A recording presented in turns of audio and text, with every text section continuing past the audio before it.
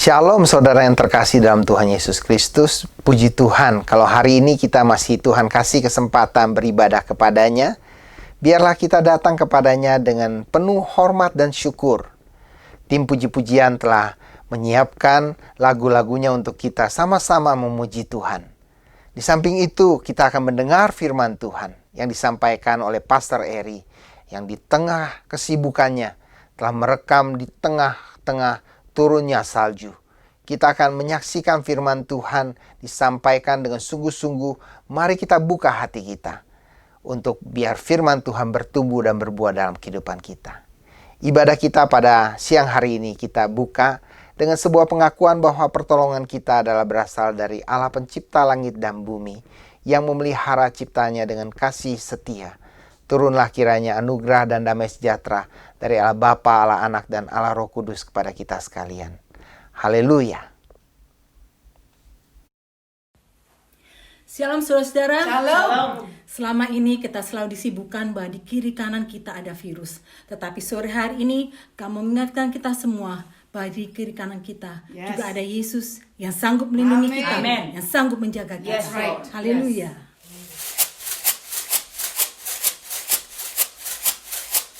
Kiri kananku ada Tuhan, sekelilingku ada Tuhan, dalam hidupku ada Tuhan, Yesus selalu bersamaku.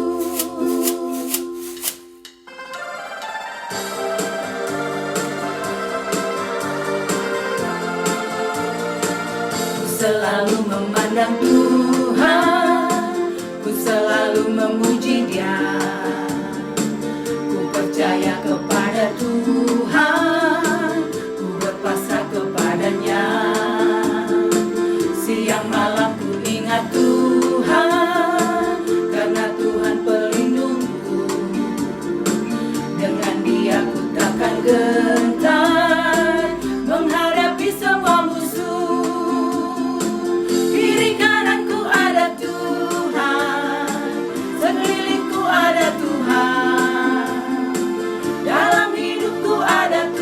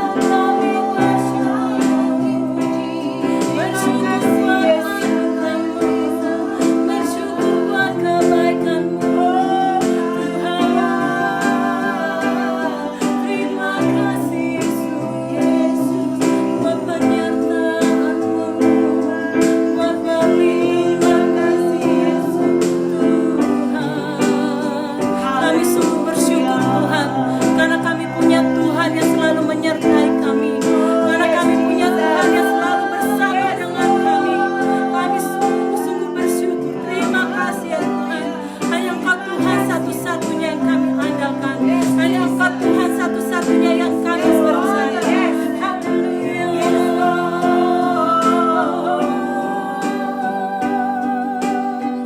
Satu-satunya yang ku andalkan,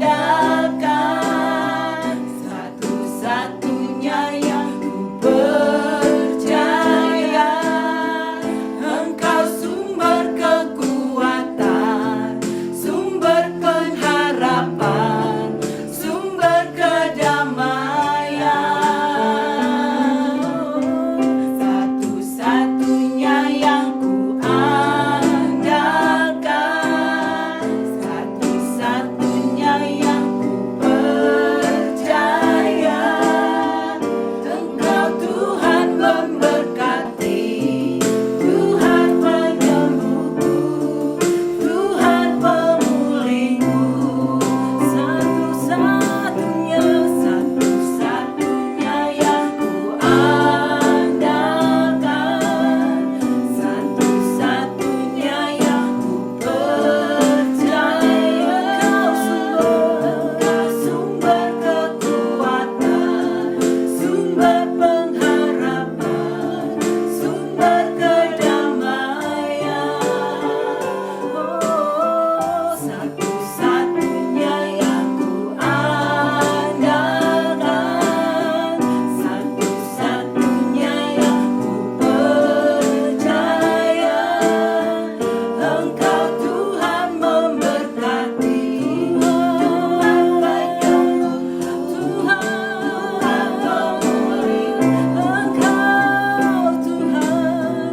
Engkau Tuhan memberkati, Tuhan penyembuhku, Tuhan pemulihku. Engkau Tuhan memberkati, Tuhan penyembuhku, Tuhan pemulihku.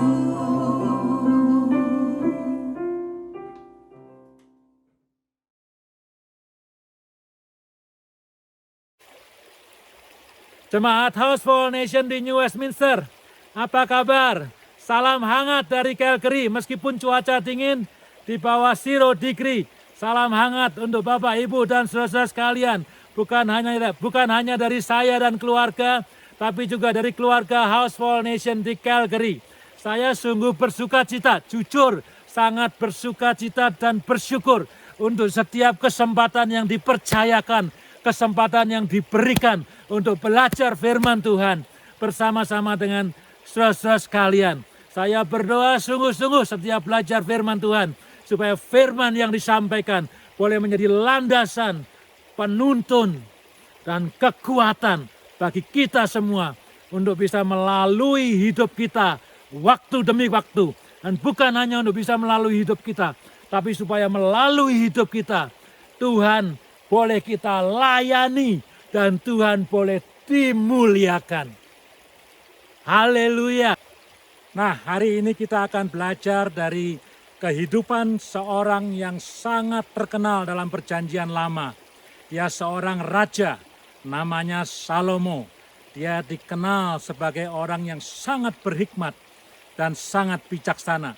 Kisah Salomo dapat ditemukan dalam kitab 1 Raja-Raja, pada intinya pasal yang pertama sampai pasal yang ke-11. Selain itu kita juga bisa membaca karya-karya Salomo, kitab Pengkhotbah, Amsal Salomo, Kidung Agung, dan juga ada sedikit tulisan Salomo di dalam Mazmur. Jadi banyak sekali yang kita bisa gali dari Salomo. Tapi hari ini kita tidak akan membaca semua itu. Tidak ada waktunya. Saya mengajak kita untuk melihat bagian pendek dari firman Tuhan yang saya percaya menjadi kunci keberhasilan hidup Salomo. Mari kita membuka kitab 1 Raja-Raja dari pasal yang ketiga. Kitab 1 Raja-Raja dari pasal yang ketiga. Saya tidak akan membacakan semuanya, tapi saya akan highlighting ayat-ayat yang penting. Mari kita baca mulai ayat yang keempat. pada suatu hari raja pergi ke Gibeon untuk mempersembahkan korban, sebab disitulah bukit pengorbanan yang paling besar. 1000 korban bakaran dipersembahkan Salomo di atas mezbah itu. Di Gibeon itu Tuhan menampakkan diri kepada Salomo dalam sebuah mimpi pada waktu malam.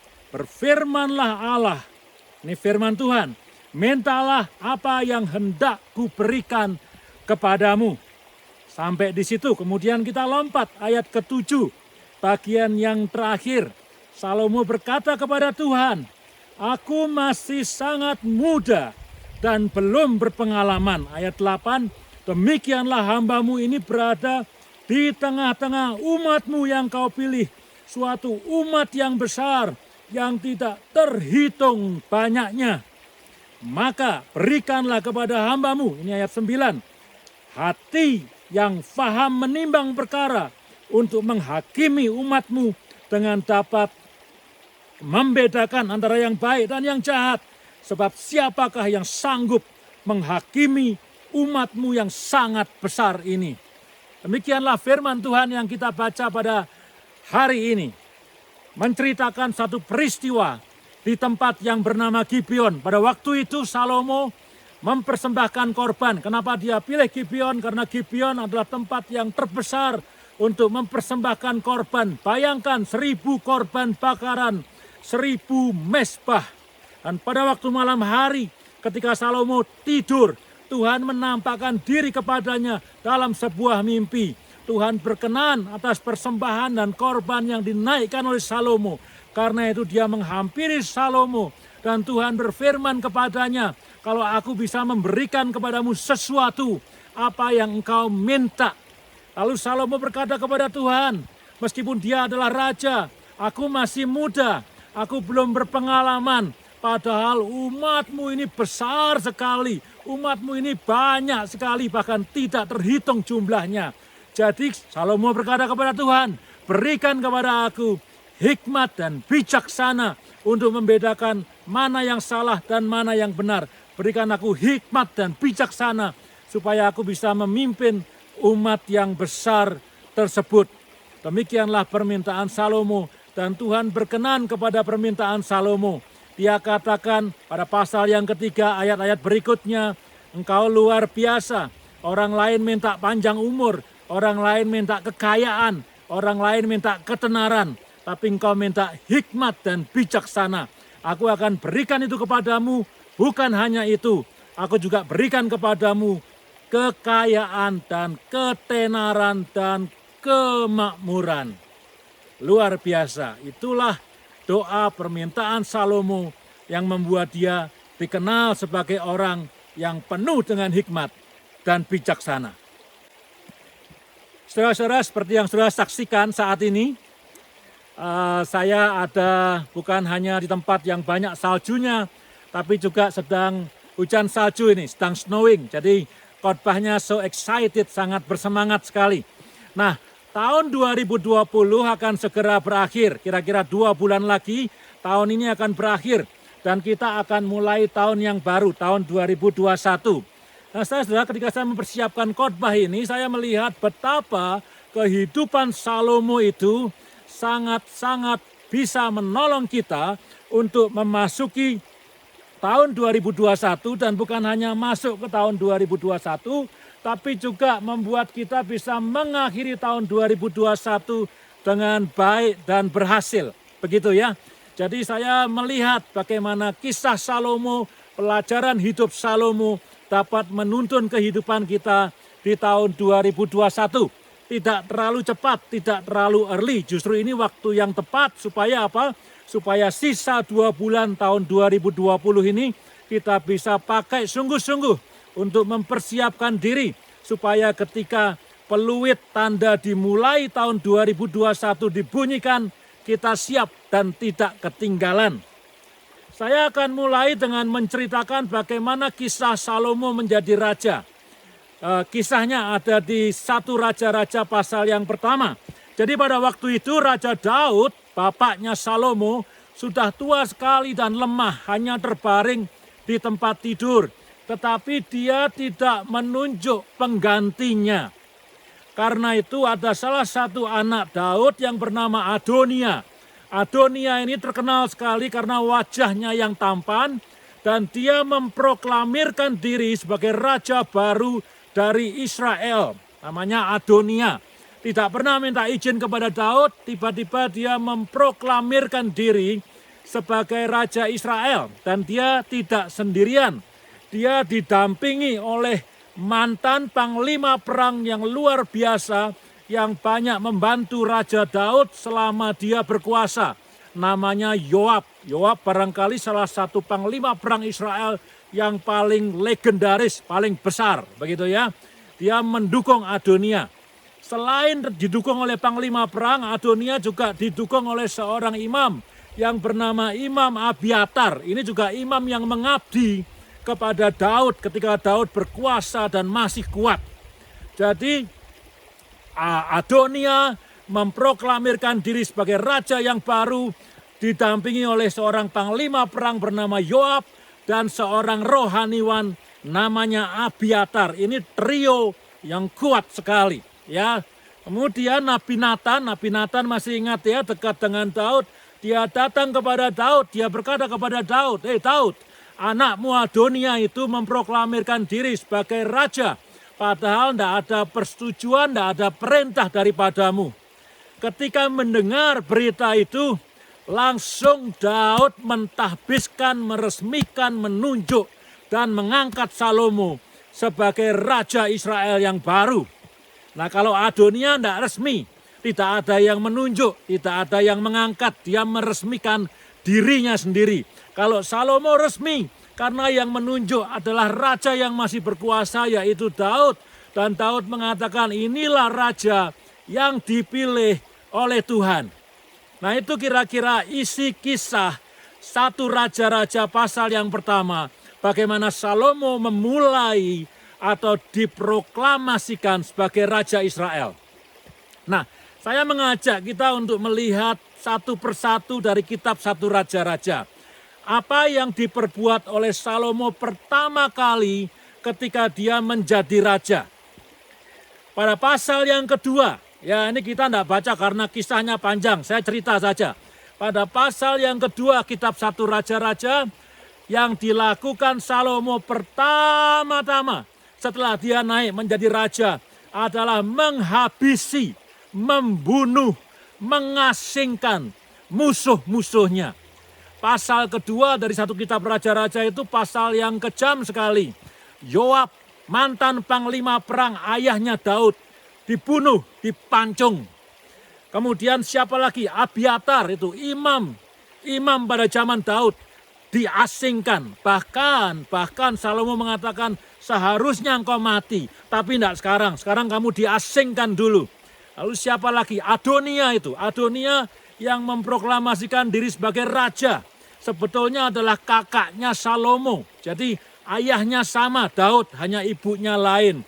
Juga dibunuh, dipancung. Lalu disebutkan juga ada satu orang lagi yang bernama Simei. Dulu pernah mendampingi Daud ketika dia masih kuat dan bertahta sebagai raja.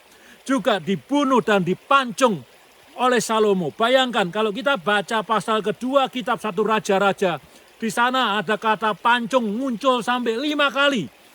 Dipancung. Waduh, itu kepalanya ditebas dengan pedang.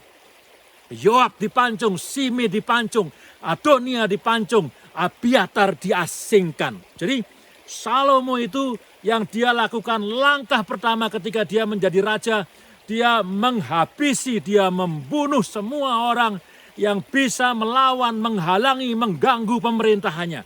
Dan yang menarik, pada akhir dari pasal yang kedua, ayat yang terakhir, dikatakan di sana, maka kokohlah kerajaan Salomo. Maka kokohlah pemerintahan Salomo. Maka kokohlah Salomo sebagai raja Israel. Resepnya apa? Pertama-tama, semua yang bisa mengganggu, semua yang bisa menghalangi dia untuk menjadi raja yang baik dan berkuasa, dihabisi. Nah, saudara-saudara, apa yang kita bisa belajar dari sini? Tahun 2021 akan segera kita mulai. kita tapai dan kita jalani dan harus kita selesaikan. Mari kita mengambil waktu, mumpung masih ada 2 bulan untuk melihat apakah ada hal-hal dalam hidup kita yang mungkin akan menghalangi kita, akan membebani kita, akan menghentikan kita dari finishing well di tahun 2021. Kalau ada itu, kalau kita temukan itu, mumpung masih ada 2 bulan, mari bersama-sama ayo kita pancung, kita habisi, kita buang. Jangan izinkan ada hal-hal yang akan menghalangi dan menggagalkan kita untuk finishing well di tahun 2021. Hal-hal itu apa misalnya? Tentu saya tidak mengajak kita untuk beneran mancung orang atau beneran bertindak kekerasan kepada orang lain, bukan itu. Tapi hal-hal apa yang kita harus buang, yang kita harus pancung, yang kita harus singkirkan. Misalnya, saya beri contoh, dosa. Kalau ada dosa-dosa yang sering kita perbuat, mari kita tinggalkan itu. Jangan dibawa-bawa di tahun yang baru, karena itu akan membuat kita tidak bisa finishing well di tahun 2021. Mungkin kita mengatakan itu bukan dosa yang serius, kita mengatakan itu dosa yang kecil. Tapi dosa adalah salah satu contoh sesuatu yang kita harus tinggalkan, kita harus pancung, kita harus buang. Apalagi kebiasaan buruk, mungkin kita bilang itu kan bukan dosa, tapi kebiasaan buruk. Kebiasaan buruk juga bisa menggagalkan kita, bisa men-stop kita, bisa menghalangi kita untuk bisa finishing well di tahun 2021. Apalagi mungkin kekhawatiran, kita hidup banyak khawatir, tinggalkan kekhawatiran.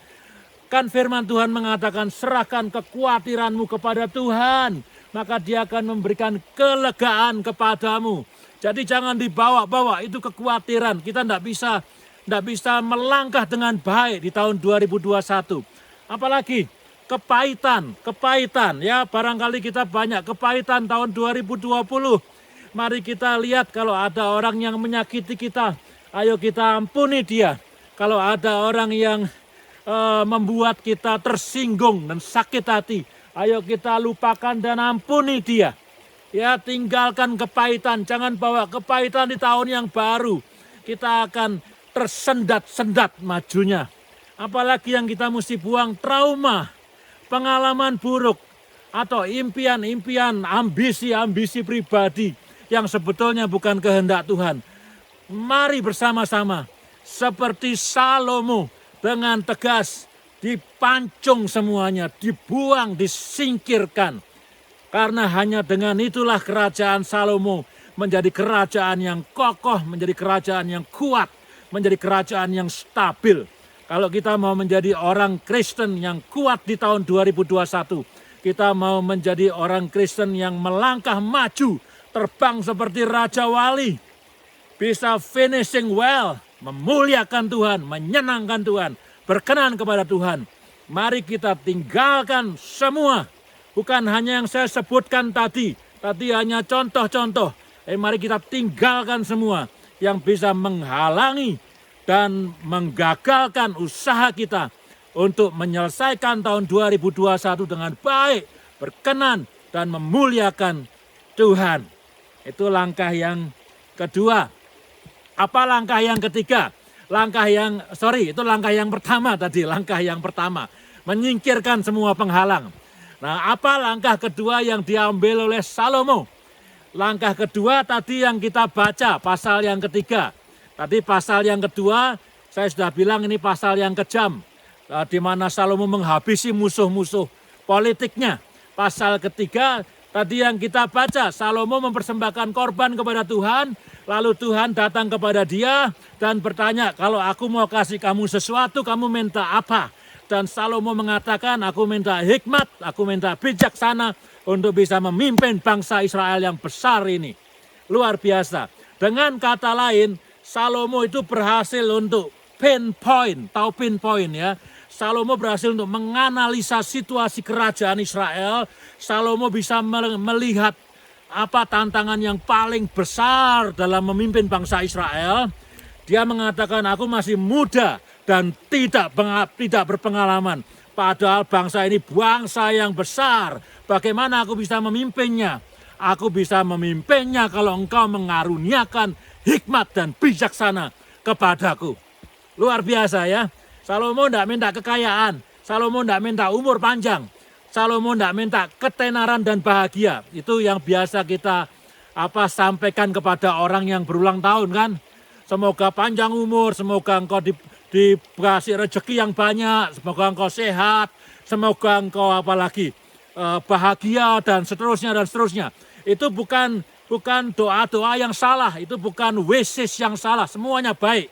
Tapi Salomo dia tahu, aku menghadapi satu challenges yang besar, memimpin bangsa yang besar, tidak terhitung jumlahnya. Aku masih muda dan tidak berpengalaman. Yang aku butuhkan apa? Hikmat dan bijaksana.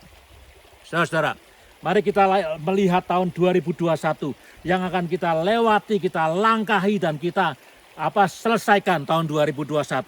Mari kita melihat apa rencana kita di tahun 2021. Mari kita lihat apa yang akan kita lakukan di tahun 2021. Mari kita menganalisa apa masalah, apa challenges, apa tantangan, apa kesulitan yang akan kita hadapi di tahun 2021 supaya kita bisa finishing well, memuliakan Tuhan dan hidup berkenan kepadanya. Lalu kalau sudah menemukan masalahnya apa? Ayo kita temukan bagaimana cara mengatasinya. Kita perlu menemukan apa senjatanya. Salomo itu luar biasa, dia pinpointing the problem. Dan dia tahu the only weapon he needs, senjata satu-satunya yang dia butuhkan adalah hikmat dan bijaksana. Dan itulah yang dimintanya dari Tuhan. Kita tidak perlu banyak-banyak senjata, tangan kita cuma 2.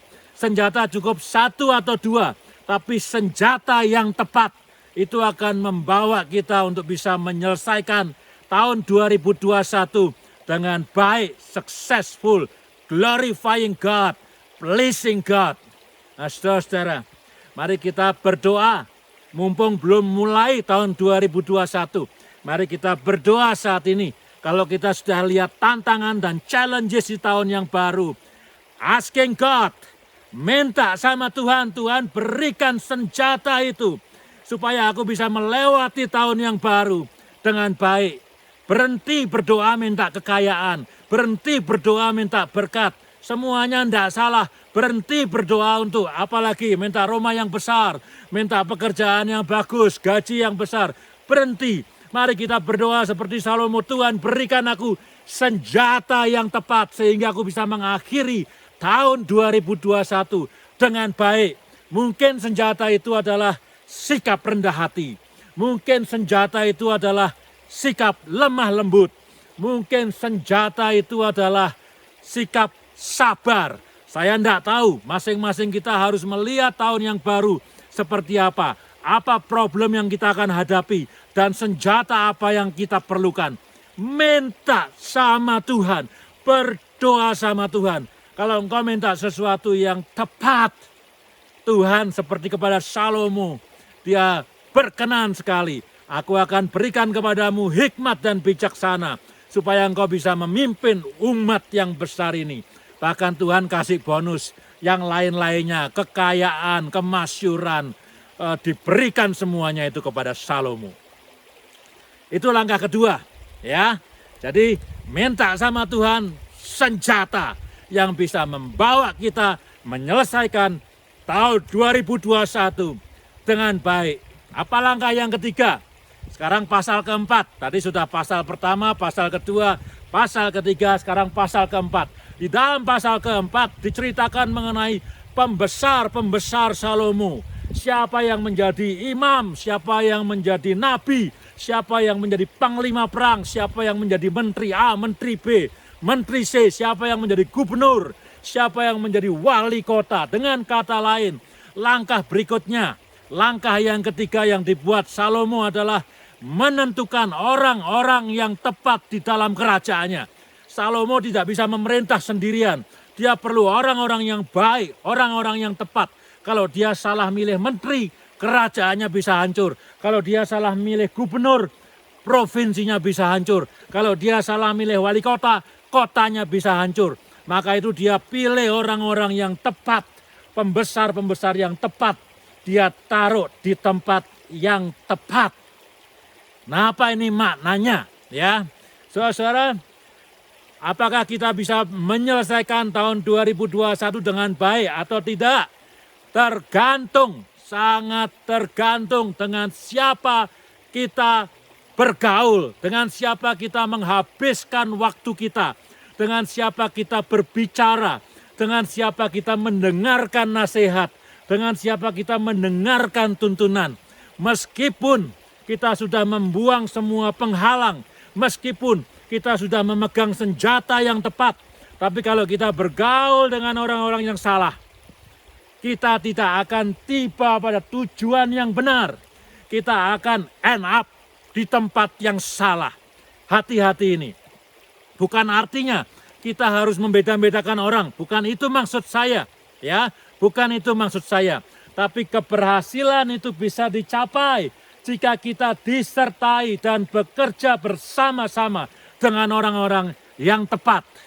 Perhatikan, Paulus kan pernah mengatakan bahwa pergaulan yang buruk bisa merusak kehidupan. Jadi hati-hati, pergaulan yang buruk bisa merusak kehidupan. Senjatamu boleh lengkap. Semua sudah kau tinggalkan penghalang-penghalang dosa dan yang lain-lainnya. Tapi kalau engkau bergaul dengan orang yang salah, kalau engkau mendengarkan nasihat dari orang yang salah, kalau engkau dituntun oleh orang yang salah, maka engkau akan end up bukan di garis finish yang betul, tapi tidak tahu ada di mana. Tidak memuliakan Tuhan, tidak menyenangkan Tuhan. Itu langkah yang ketiga, kita belum terlambat. Tahun 2021 mari kita ambil komitmen. Sekali lagi, bukan beda-bedakan orang. Aku tidak mau ngobrol sama dia. Bukan itu maksudnya. Tapi mari kita spending our time, ya, spending our life, mendengarkan, berdiskusi dengan orang-orang yang tepat, yang bisa menuntun kita, memberikan kita semangat untuk bisa menyelesaikan tahun 2021 bagi kemuliaan nama Tuhan. Luar biasa. Jadi kita sudah selesai dengan pasal 1, pasal 2, pasal 3, dan pasal 4. Sekarang apa yang nomor 4? Langkah keempat yang dikerjakan oleh Salomo. Mulai pasal yang kelima, pasal yang keenam, pasal yang ketujuh, terus sampai ke belakang. Diceritakan bagaimana usaha Salomo membangun bait suci. Ya, Salomo ini selain terkenal karena hikmat dan bijaksananya, dia juga terkenal sebagai orang yang pertama kali membangun rumah Allah, membangun bait suci. Bait suci adalah tempat dalam perjanjian lama, tempat di mana Allah akan berdiam, Allah akan tinggal dalam bait suci ini. Bayangkan, Salomo seorang raja. Dia kerajaannya besar. Baca deh itu kitab 1 Raja-Raja. Barangkali teritorinya paling besar selama sejarah Israel. Dari perbatasan Mesir sampai dekat Irak, itu di bawah kuasa Israel.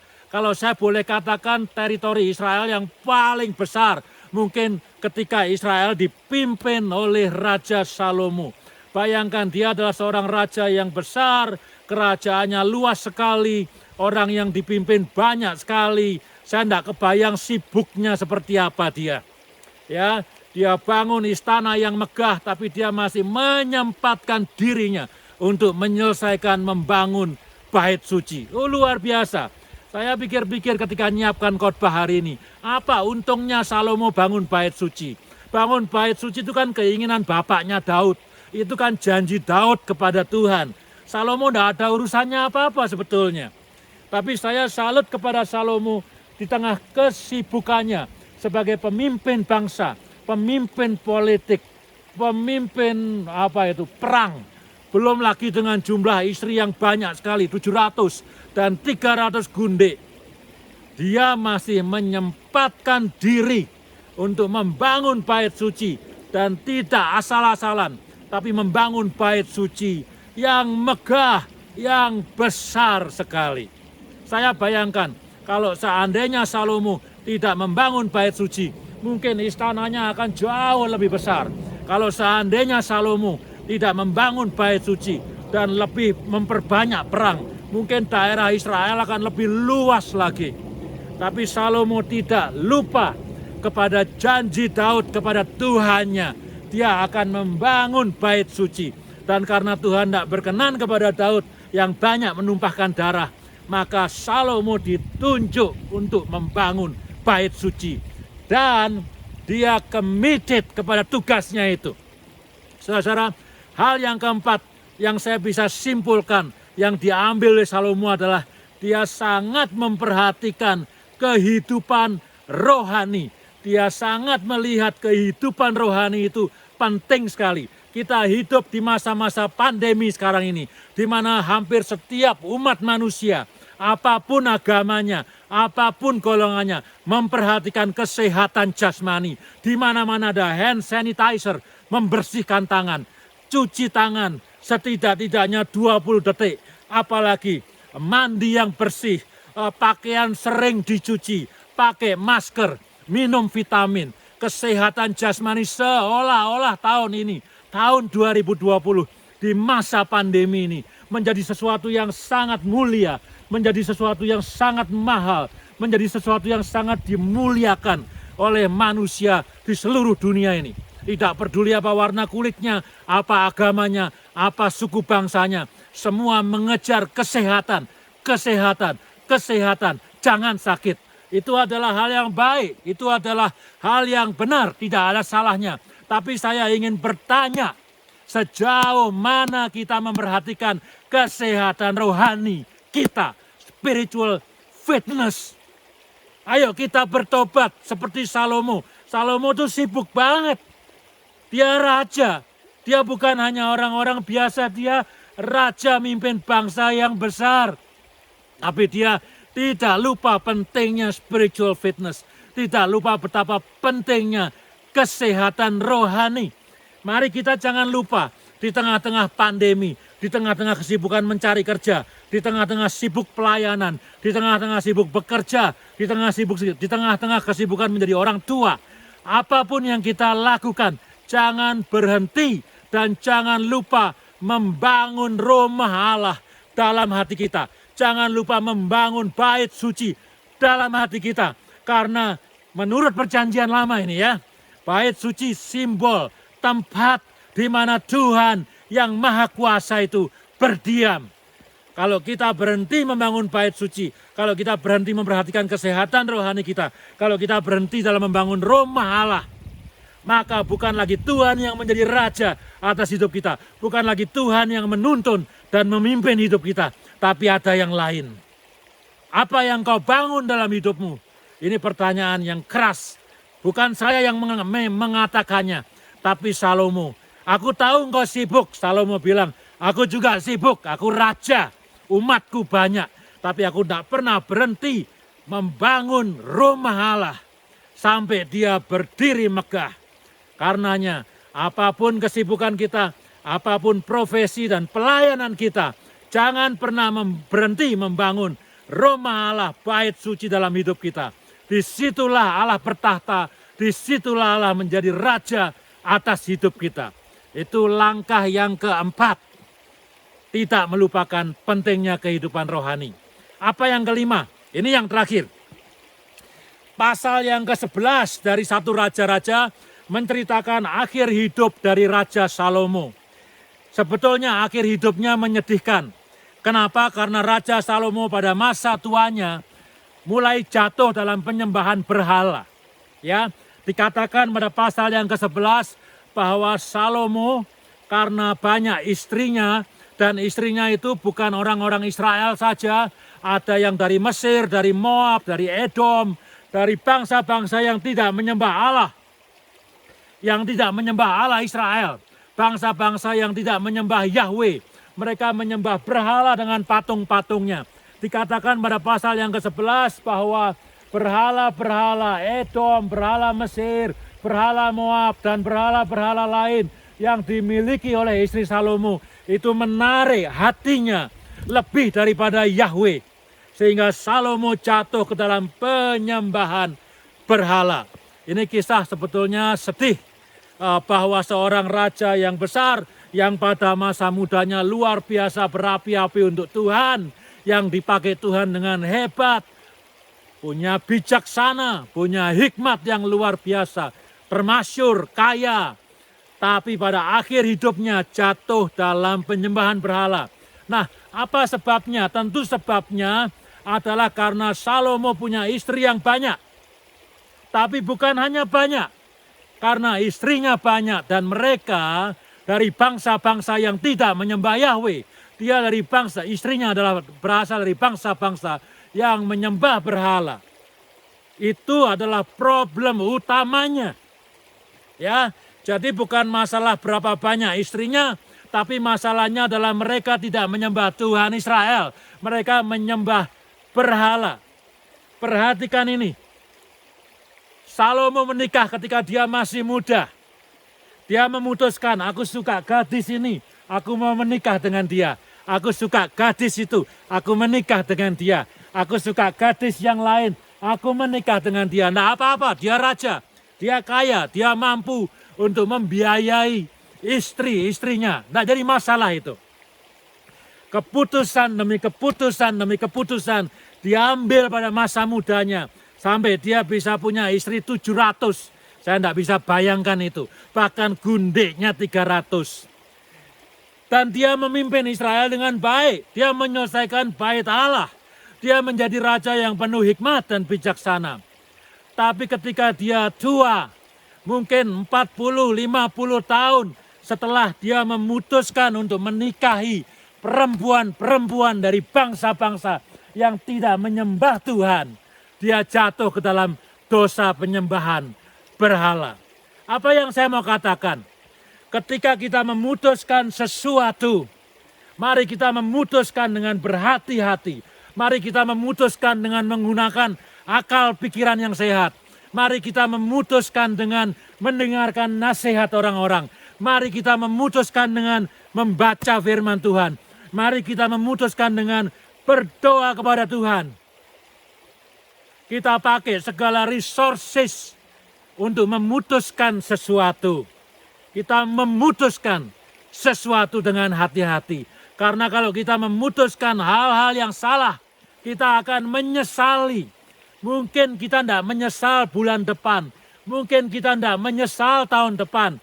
Lihat Salomo setelah 30, 40, 50 tahun kemudian. Baru buahnya kelihatan. Dia jatuh di dalam dosa penyembahan berhala.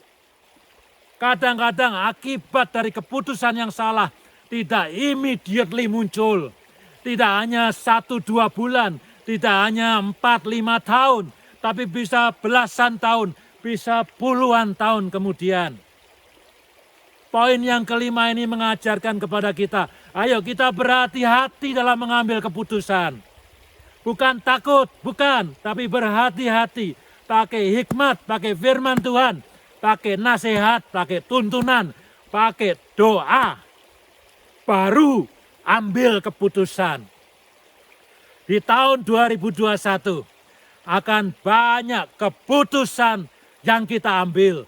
Mungkin tentang keluarga, mungkin tentang pekerjaan, mungkin tentang pelayanan, mungkin tentang sekolah, mungkin tentang hal-hal yang lainnya. Ayo sekarang kita siap-siap. Jangan ngambil keputusan hanya dengan sembarangan, sembrono. Nanti kita bisa nyesel itu seperti Salomo. Mari kita ngambil keputusan dengan penuh hikmat dan penuh kehati-hatian. Bergantung kepada firman Tuhan dan selalu berdoa kepada Tuhan. Luar biasa hidup Salomo ini. Saya mau ringkas saja. Ini 5 resep supaya kita bisa menjalani tahun 2021 dan mengakhiri tahun 2021 dengan berhasil, dengan berkenan kepada Tuhan, dengan memuliakan Tuhan. Masih ada waktu kira-kira 2 bulan. Ayo kita pakai untuk mempersiapkan diri supaya kalau peluit dibunyikan, kita siap melangkah di tahun 2021. Saya percaya betul Tuhan membuat 2021 menjadi tahun yang baik kalau kita hidup taat kepadanya.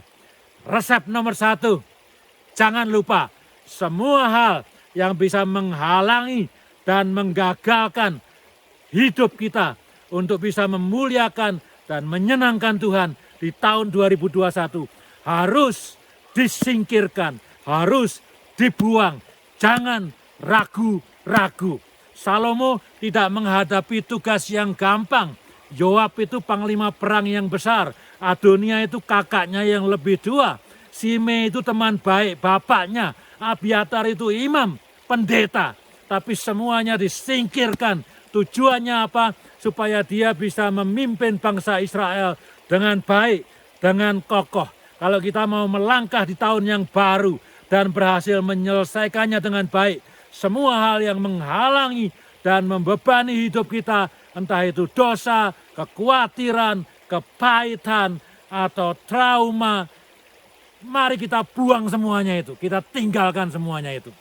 Yang kedua, masih ada 2 bulan, mari berdoa kepada Tuhan. Tuhan minta senjata, minta dilengkapi dengan 1 atau 2 hal saja yang akan menolong kita untuk bisa menyelesaikan tahun 2021 dengan baik dan dengan berhasil dan dengan memuliakan Tuhan. Ingat, berhenti minta kekayaan, berhenti minta bahagia, berhenti minta umur panjang.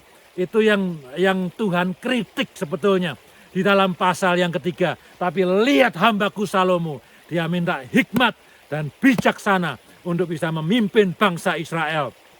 Yang ketiga, mari kita ambil komitmen supaya di tahun 2021 kita akan spending our time, akan spending our life dengan orang-orang yang tepat. Kita mendengar nasihat yang tepat, kita berbicara dengan orang yang tepat. Supaya apa? Supaya kita bisa sampai di garis finish yang juga tepat dengan baik dan dengan berhasil. Yang keempat, jangan lupakan spiritual fitness. Jangan lupakan kesehatan rohani. Bait suci, rumah Allah harus dibangun dalam hati kita. Supaya dia tetap bertahta dan dia tetap menjadi raja atas hidup kita. Jangan izinkan yang lainnya menjadi raja atas hidup kita. Karena hanya Tuhan, dialah raja. Yesus, dialah Mesias yang berkuasa atas hidup kita. Dan yang terakhir, yang kelima, memasuki tahun 2021. Mari kita berhati-hati di dalam mengambil keputusan. Jangan sembrono, karena kalau kita mengambil keputusan dengan tidak berhati-hati, tidak menggunakan hikmat dan bijaksana, kita akan hanya menuai penyesalan di masa yang akan datang. Kiranya tahun 2021 menjadi tahun yang penuh kemenangan bagi hidup kita. Kiranya tahun 2021 Tuhan dimuliakan di dalam setiap langkah hidup kita. Kiranya tahun 2021 kita boleh semakin dekat dengan Tuhan dan hidup kita semakin berkenan kepadanya. Hanya nama Tuhan saja dimuliakan. Soli Deo Gloria. Haleluya.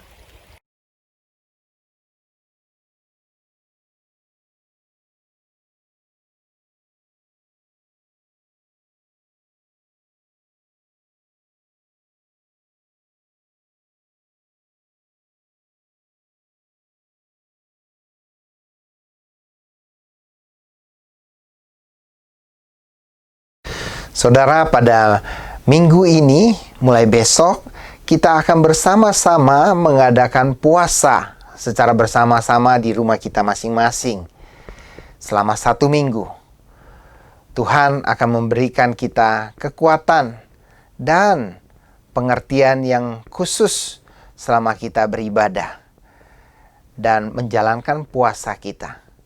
Mari kita lakukan puasa kita dengan setia, bukan hanya soal tidak makan dan tidak minum, tetapi mengarahkan hati kita untuk lebih dekat kepada Tuhan, sehingga kita bisa mengerti isi hatinya. Saudara, saya sungguh rindu agar puasa ini sungguh mendatangkan keintiman yang begitu dekat antara saudara dengan Tuhan yang begitu mencintai kita. Selamat melakukan puasa dan Tuhan Yesus memberkati. Setelah ibadah ini selesai, Saudara Nia yang begitu setia mengirimkan pengumuman, akan mengirimkan pengumuman. Silakan saudara menyimaknya, dan saya juga ingin memberikan sedikit pengumuman di sini bahwa saya ingin bersyukur kepada Tuhan untuk pertolongan Tuhan yang telah begitu banyaknya terjadi, serta support-support yang diberikan oleh jemaat sekalian, hamba-hamba Tuhan, serta leaders di House for All Nations selama pelayanan saya di tempat ini. Saya ingin sekali berdoa biar Tuhan terus-menerus menolong saudara untuk bertumbuh dalam pengenalan akan Tuhan. Kiranya kasih saudara kepada Tuhan semakin bertambah dan saudara semakin kuat di dalam iman saudara mengiring Tuhan kita yang begitu setia. Terima kasih, Tuhan Yesus memberkati.